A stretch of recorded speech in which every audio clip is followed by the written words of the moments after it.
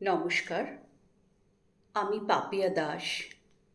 আমি শ্রুতিমঞ্জরির ছাত্রী। বয়স ৬১ বছর। আমার বিষয় আবৃত্তি।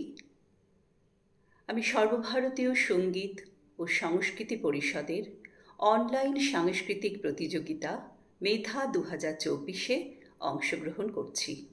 আমার নিবেদনে কবিতা চিল্কায় সকাল, বুদ্ধদেব বসু।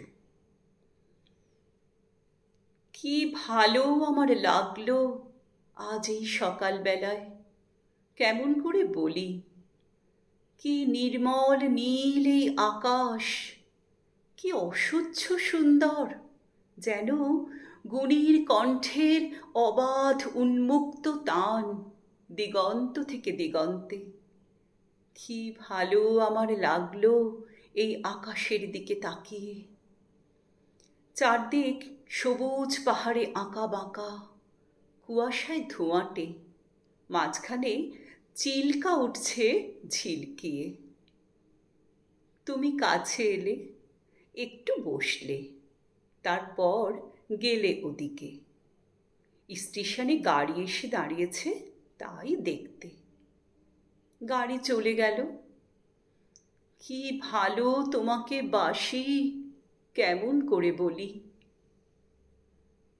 আকাশে সূর্যের বন্যা, তাকানো যায় না। গরুগুলো এক মনে ঘাস ছিঁড়ছে, কি শান্ত। তুমি কি কখনো ভেবেছিলে এই হ্রদের ধারে এসে আমরা পাবো যা এতদিন পাইনি? রূপলি জল শুয়ে শুয়ে স্বপ্ন দেখছে। সমস্ত আকাশ নীলে স্রোতে ঝরে পড়ছে তার বুকের উপর সূর্যের চুম্বনে। এখানে জ্বলে উঠবে অপরূপ ইন্দ্রধনু তোমার আর আমার রক্তের সমুদ্রকে ঘিরে। কখনো কি ভেবেছিলে?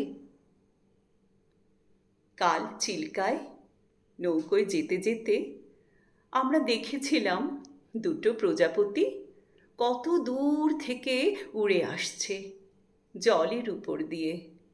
কি দুঃসাহস! তুমি হেসেছিলে, আর আমার কি ভালো লেগেছিল তোমার সেই উজ্জ্বল অপরূপ সুখ। দেখো দেখো, কেমন নীলে আকাশ, আর তোমার চোখে কাঁপছে কত আকাশ, কত মৃত্যু, কত নতুন জন্ম। কেমন করে বলি। নমস্কার।